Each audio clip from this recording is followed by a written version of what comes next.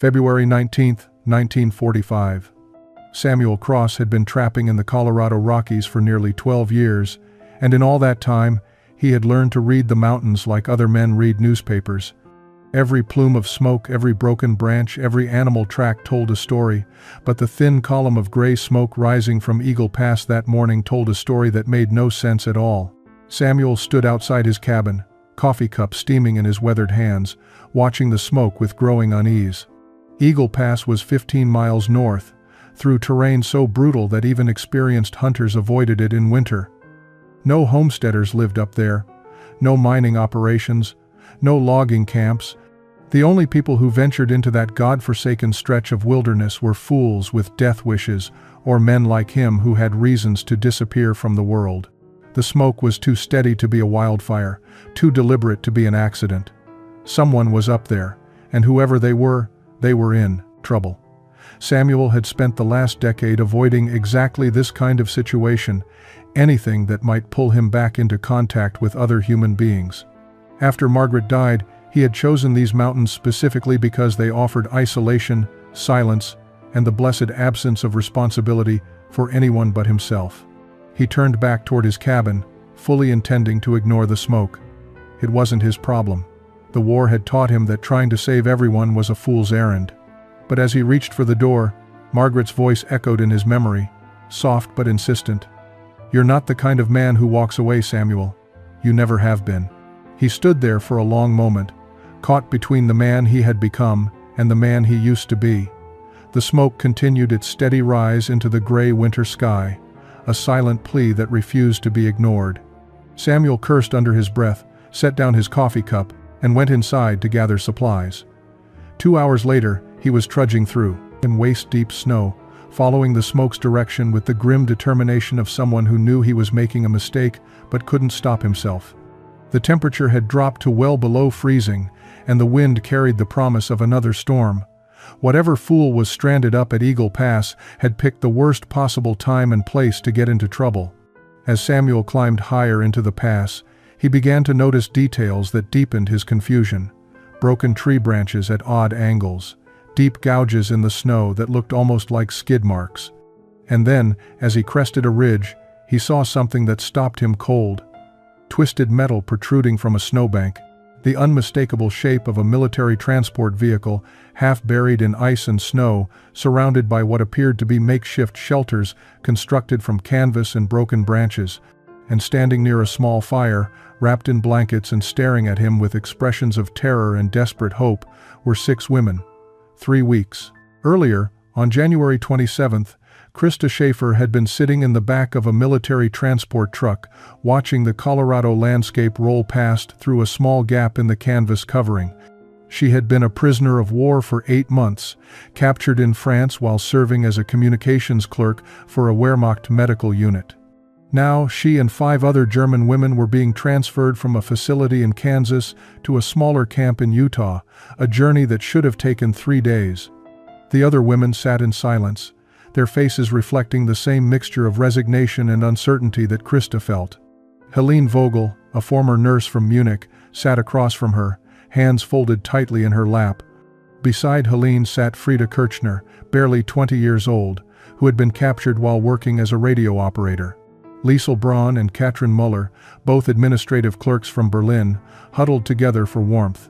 Sophie Lang, the youngest at 19, stared at the floor with the blank expression of someone who had stopped expecting anything good from life. They had learned not to ask questions about their destination or their fate. They were enemy prisoners in a foreign country, subject to decisions made by people who had every reason to hate them. The best they could hope for was continued decent treatment until the war ended and they could return to whatever remained of Germany. Corporal James Mitchell, their American escort, had been courteous enough during the journey. He made sure they received adequate food and water at stops, and he never spoke to them with the contempt that some guards showed. But as they climbed higher into the Rocky Mountains, Krista noticed his growing unease. He kept checking his watch and peering out at the darkening sky with increasing frequency. The snow had started falling around noon, light flurries that seemed harmless enough, but by mid-afternoon, the flurries had become a blizzard, and visibility had dropped to almost nothing. The transport truck slowed to a crawl, its tires struggling for purchase on the increasingly icy road. Corporal Mitchell leaned forward, speaking urgently to the driver, Private Anderson, though Krista couldn't hear their conversation over the howling wind. What happened next occurred so quickly that Krista's mind could barely process it. The truck hit a patch of ice, the back end swinging wide. Private Anderson overcorrected, and suddenly they were sliding sideways toward the edge of the mountain road. The women screamed as the world tilted violently. Metal shrieked against rock. The canvas covering tore away, exposing them to the full fury of the storm. And then they were tumbling, rolling, the truck somersaulting down the mountainside in a chaos of breaking glass and screaming metal and human voices crying out in terror. When the world finally stopped moving, Krista found herself buried in snow, her left arm pinned beneath something heavy. She could hear sobbing, moaning, someone calling out in German. She tried to move and felt sharp pain shoot through her shoulder. Above her, she could see gray sky through a tangle of broken tree branches. The blizzard continued its relentless assault, already beginning to bury the wreckage. The first 24 hours after the crash existed in Krista's memory as a blur of pain, cold, and desperate action. She had managed to pull herself free from the wreckage, discovering that her arm wasn't broken, just badly bruised. Around her, the other women were extracting themselves from the twisted metal and snow, their faces pale with shock and the beginning stages of hypothermia. Private Anderson had died on impact, his neck broken when the truck's cab crushed against a boulder. Corporal Mitchell had survived initially, conscious enough to help pull Liesel from beneath a section of torn metal, but he was bleeding internally, his breathing shallow and labored. He lasted until nightfall, long enough to tell them, in broken whispers, that no one would come looking until the storm passed, that they were at least 10 miles from the nearest town, that they needed to find shelter immediately. Helene, drawing on her nursing training, had tried to save him, but with no medical supplies and temperatures dropping below zero, there was nothing she could do except hold his hand as he died. His last words were an apology, as if the storm and the ice and their situation were somehow his personal failure. The reality of their predicament settled over them like the snow itself, silent and suffocating. They were 6 German prisoners stranded in the Rocky Mountains in the middle of winter, with no food, limited supplies, and no certainty that anyone even knew they were missing. The transport had taken a detour through the mountains to avoid a washed-out main route, a decision that might have saved time but had instead doomed them to isolation. Sophie had been the first to break down completely, sobbing that they were all going to die, that this was God's punishment for Germany's sins. Katrin had slapped her, not hard, but sharp enough to snap her back to reality. "We die if we give up," Katrin had said in German, her voice cold with determination. "So, we don't give up." Krista discovered something about herself in those first desperate hours. She had always considered herself ordinary, unremarkable, someone who followed orders and did her duty without complaint. But when Helene asked who among them spoke English well enough to communicate if rescuers came, and Krista realized she was the only one with more than basic phrases, something shifted inside her. She became, by necessity if not by choice, their leader. Using salvaged canvas from the truck's covering, they constructed a rough shelter against the mountainside, wedging it between 2 large boulders that provided some protection from the wind. They gathered every blanket, every piece of clothing they could find from the wreckage. They collected the soldiers' rations, discovering they had perhaps 6 days of food if they were extremely careful, less if they couldn't find water. Frida, the former radio operator, spent hours trying to salvage the truck's radio equipment, her fingers turning blue with cold as she worked. But the impact had destroyed the transmitter beyond any hope of repair. Their only link to the outside world was gone. The hierarchy that emerged among them was born of practical necessity rather than rank or nationality. Helene took charge of their health, monitoring everyone for signs of frostbite and hypothermia. Katrin and Liesel managed their dwindling supplies with Germanic precision.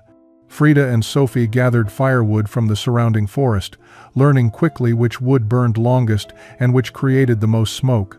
And Krista, speaking her halting English to the empty mountains, tried to figure out how 6 enemy prisoners might signal for help without knowing if rescue would mean salvation or simply a different form of doom. Samuel Cross had not always been a hermit. There was a time when he had been a different man entirely, a rancher with a small spread near Durango, a husband who came home every evening to a warm kitchen, and a woman whose laugh could chase away the hardest day's exhaustion. Margaret had been a schoolteacher, practical and kind, with an unshakable faith in the basic goodness of people that Samuel had found both bewildering and beautiful. They had married in 1932, during the depths of the Depression, when hope was a commodity more scarce than money. For 11 years, they had built a life together, modest but filled with the kind of contentment that comes from knowing exactly where you belong and who you belong with. Margaret had wanted children, but nature had other plans, and they had made peace with being enough for each other. Then came the winter of 1943, and the influenza that swept through their county like a prairie fire. Samuel had watched helplessly as Margaret grew weaker, her breathing more labored, her fever climbing despite everything the doctor tried. She died on a Tuesday morning in February, holding his hand, apologizing for leaving him as if dying were a choice she had made rather than a fate that had chosen her.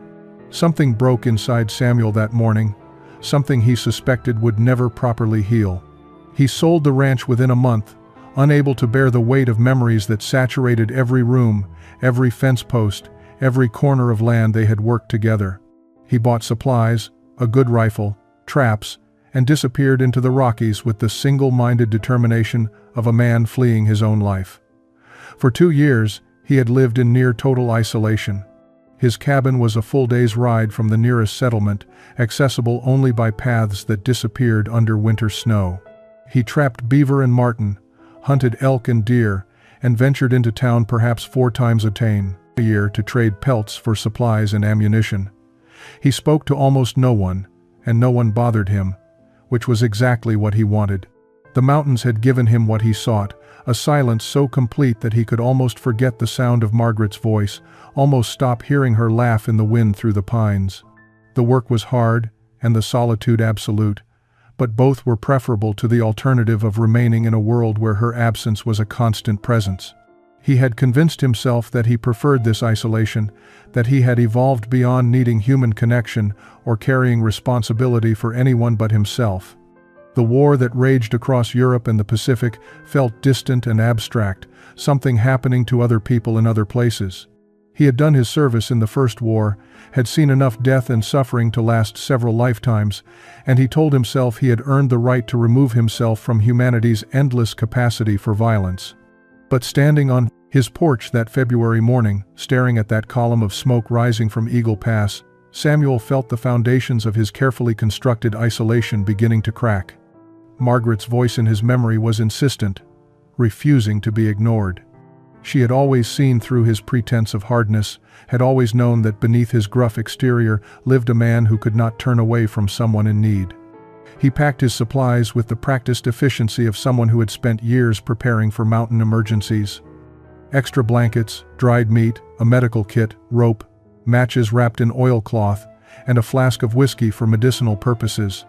He loaded his rifle, not knowing what he might find but understanding that the mountains held dangers beyond cold and starvation. As he set out toward Eagle Pass, Samuel tried to prepare himself for whatever he might discover. A mining accident, perhaps. Hunters caught in the storm. Homesteaders who had underestimated the mountain winter. What he did not, could not, prepare himself for was finding 6 women where no women should be. Samuel stood frozen on the ridge, his rifle held loose in his hands, staring at a scene that defied every expectation he had carried up the mountain. 6 women huddled around a small fire near the wreckage of what appeared to be a military transport truck. They stared back at him with expressions that mixed terror and desperate hope in equal measure, their faces gaunt from hunger and pale from cold. For a long moment, nobody moved. The wind howled through the pass, carrying snow that stung exposed skin. Samuel's mind raced through possibilities, trying to make sense of what he was seeing. A military vehicle this far off any established route, women in what looked like uniform remnants beneath their makeshift blanket coverings, the complete absence of any male soldiers, One of the women stood slowly, her movements careful and deliberate, as if approaching a wild animal. She raised her hands to show they were empty, then spoke in heavily accented English that barely carried over the wind. "Please, we need help. We are prisoners. Prisoners." The word hit Samuel like a physical blow. He looked more carefully at their clothing, at the gray fabric visible beneath the blankets, at the insignia that even partially obscured he could now recognize. German.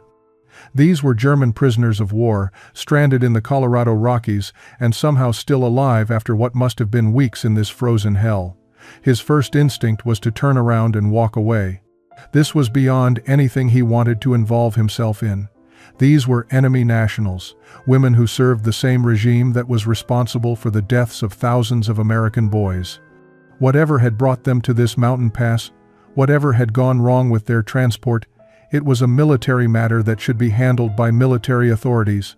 But even as these thoughts formed, Samuel found himself taking stock of their laws, in condition with the practiced eye of someone who understood mountain survival.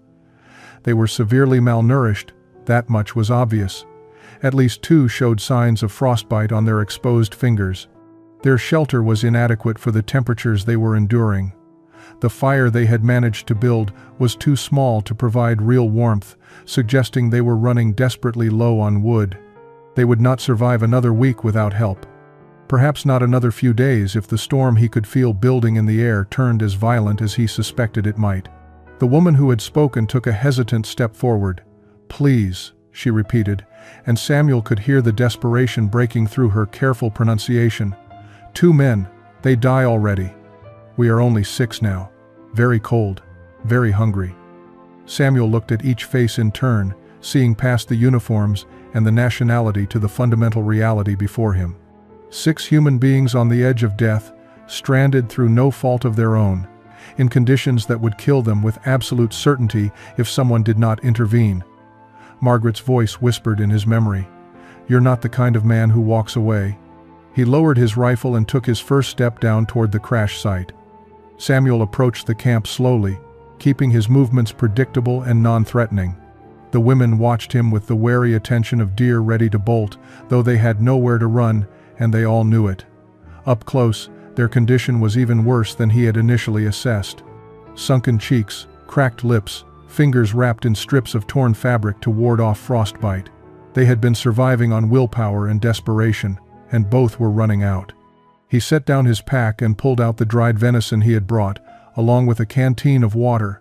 The woman who had spoken English stepped forward cautiously, and Samuel got his first clear look at her. Mid-20s, he guessed, with dark blonde hair pulled back severely from a face that might have been pretty before starvation and cold had hollowed it out. "My name is Krista," she said carefully, as if testing each English word before releasing it. "Krista Schaefer. These are Helene, Frida, Liesel, Katrine, Sophie." She pointed to each woman in turn, and they nodded slightly at the sound of their names. Samuel handed her the venison, watching as she distributed it among the group with meticulous fairness, making sure each woman received an exactly equal portion. Even starving, they maintained discipline and order. He found that both impressive and unsettling. "Samuel Cross," he said finally. "How long you been up here?" Krista's brow furrowed as she worked through the question. 3 weeks, maybe more. The storm, it came. The truck, it went down the mountain." She made a tumbling gesture with her hand. 2 soldiers, they die. We try to survive. 3 weeks in these conditions with minimal supplies. Samuel reassessed his estimate of their resilience sharply, upward. These women were tougher than they looked. He pulled out more supplies. Matches, a wool blanket, some hardtack. Krista's eyes widened at each item, as if he were producing treasures beyond measure. Perhaps to them, he was. "You need better shelter," Samuel said, gesturing at their makeshift canvas lean-to. "Storm coming tonight, big one. This won't hold." Krista translated rapidly to the others in German. They responded with what sounded like questions, their voices rising with anxiety. Krista turned back to Samuel, struggling to find words. "They ask. They want to know. Will you tell the soldiers? Will you bring the military?" She paused, and Samuel saw fear flash across her face. We are prisoners, but we are not soldiers. We were clerks, nurses. We did not fight." Samuel studied her for a long moment, hearing the unspoken question beneath her words.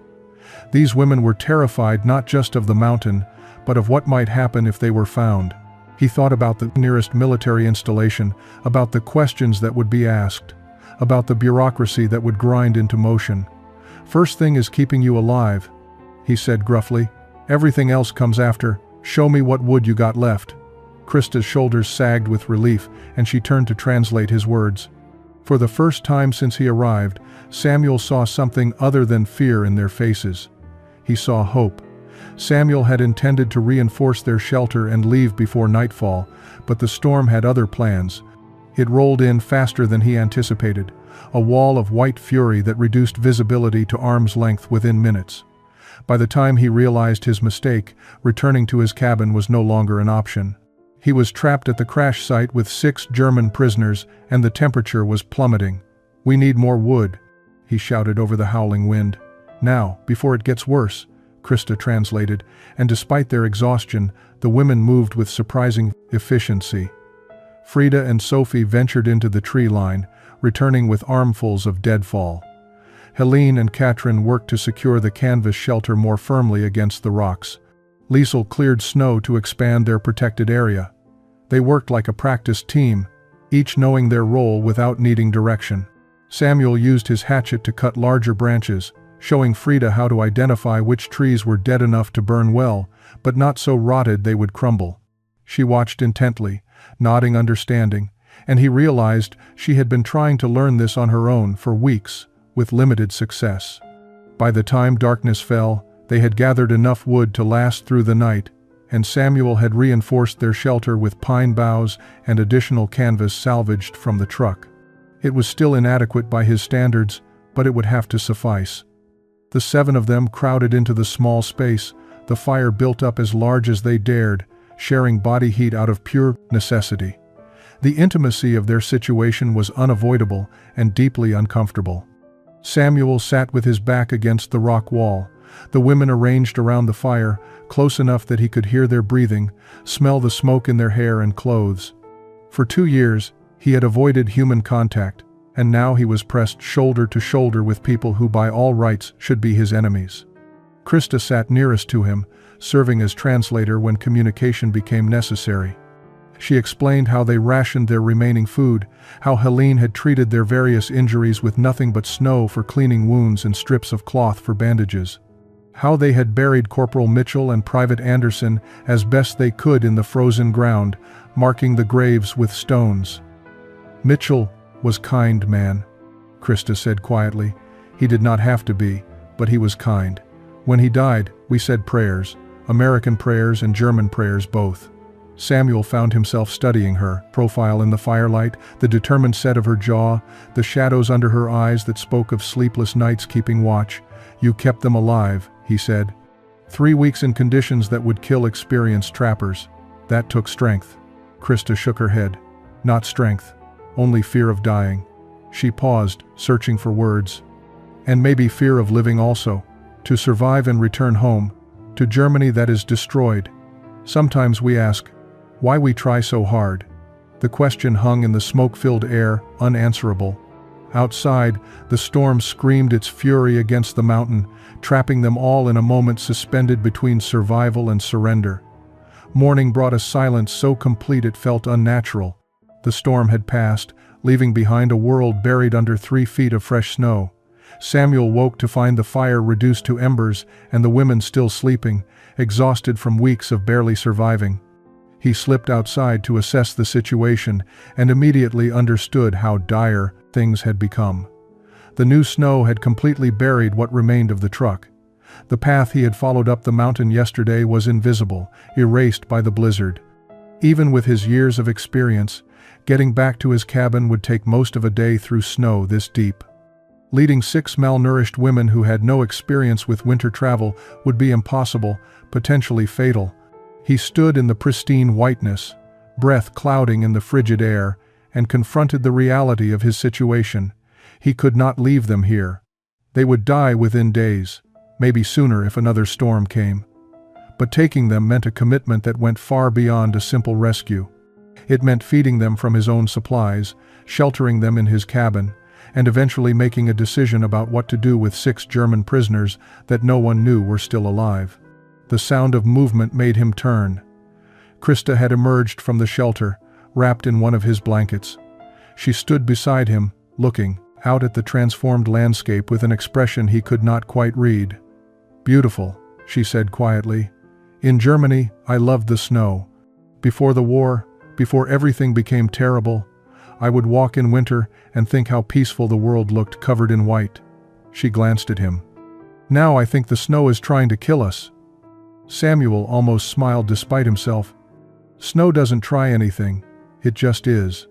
People are what make it dangerous, by being where they shouldn't be." "Like us," Krista said. It was not a question. They stood in silence for a moment. Then Krista spoke again, her voice carefully neutral. "You are thinking what to do with us. We understand this is difficult. We are enemy. We should not be your problem." Samuel turned to face her directly. "What were you, before the war, before you became a prisoner?" Krista looked surprised by the question.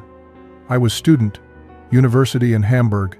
I studied languages, English and French. I wanted to be translator maybe, teacher." She paused. "Then the war came, and they needed women for communications work. They said it was patriotic duty. They said we were serving Germany. And now? Now I do not know what we were serving. The newspapers you showed us yesterday, the things we have heard about camps, about what Germany did." Her voice dropped. "We were so stupid. We believed what they told us, because believing was easier than asking questions." Samuel thought about Margaret, about how she had always insisted that most people were not evil, just caught up in currents too strong to swim against. "Your friends in there," he said, "they all clerks and nurses like you say?" "Yes. We pushed papers, carried messages, helped doctors. We never fired weapons. We are not soldiers." Samuel made his decision. "My cabin is 8 miles south. We start moving you there tomorrow." The journey to Samuel's cabin took 3 days instead of 1. The women were too weak to travel more than a few miles before exhaustion forced them to stop. Samuel broke trail through the deep snow, the women following in his footsteps like a line of struggling ghosts. Twice they had to camp overnight in conditions that tested even his survival skills. But they made it, all 6 of them, arriving at his cabin as the sun set on the 3rd day. The cabin was small, built for one man's solitary existence, not 7 people. But it had a wood stove, a real roof, and walls that kept out the wind. The women stood in the doorway staring at what must have seemed like impossible luxury after 3 weeks in a canvas shelter. A table, chairs, shelves with supplies, bunks along one wall, and most precious of all, warmth. Samuel established routines immediately. The women would share the 2 bunks while he took the floor near the stove. Everyone would contribute to daily tasks, gathering wood, melting snow for water, cooking, maintaining the fire. He taught them to set his trap lines, to skin and prepare game, to recognize dangerous signs in the weather. They taught him German words, shared recipes from memory for foods they had not tasted in years, and slowly, cautiously, told him their stories. Helene had been a nurse in Munich, tending wounded soldiers until she was reassigned to a field hospital in France and captured during the retreat.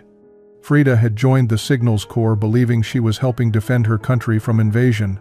Liesel and Katrin had worked in administrative offices in Berlin, processing paperwork they never questioned. Sophie had been barely 18 when she was recruited, too young to understand the machinery she had become part of. In return, Samuel found himself speaking about Margaret for the first time since her death. How she had believed in the goodness of ordinary people. How she had taught him that kindness was not weakness but the hardest kind of strength.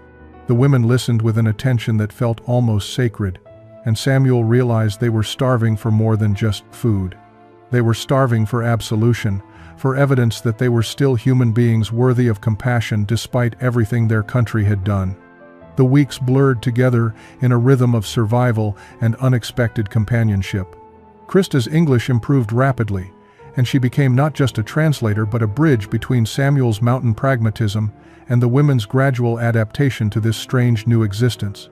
Helene used her medical training to treat Samuel's old injuries, the arthritis in his hands that he had been ignoring for years. Frida discovered she had a gift for tracking animals, reading signs in the snow, with an intuition that impressed even Samuel.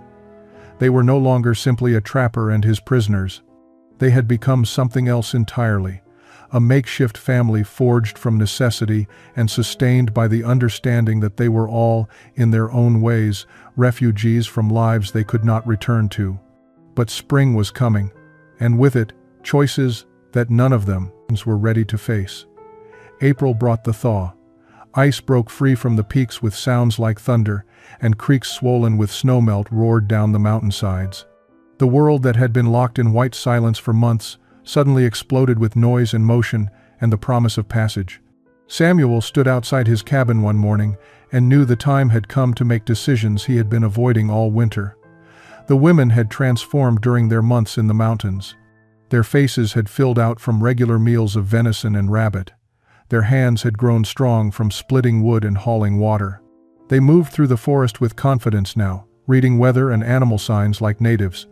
But they were still German prisoners of war, and the world beyond these mountains would not forget that simply because Samuel had. That evening, he gathered them around the table and spoke the words they had all been dreading. The passes will be clear in another week. Time to decide. What happens next?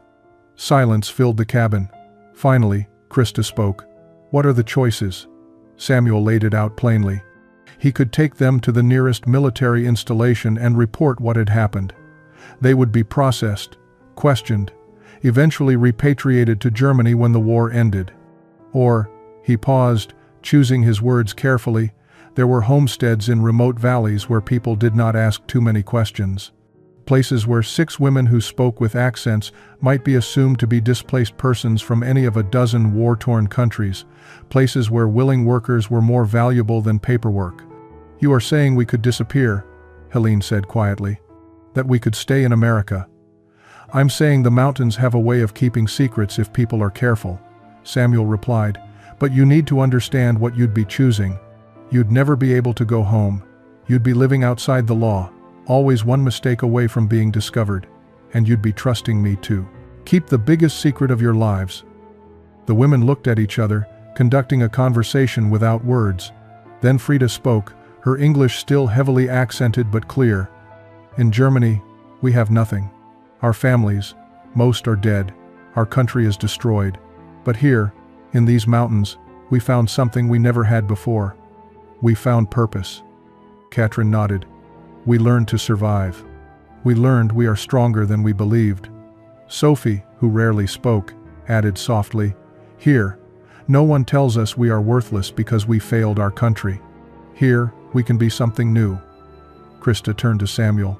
You saved our lives when you could have walked away. You taught us, when you could have simply kept us alive until you could turn us over to authorities. You gave us dignity when we deserved nothing. She paused. If you offer us this chance, we will work hard. We will never give you reason to regret your choice. Samuel thought of Margaret, of her belief that redemption was always possible for those willing to choose it. He thought of the winter just past, of how these women had proven their worth through action rather than words. Then we'll need to build you cabins before summer, he said. Can't have 7 people living in a space meant for one.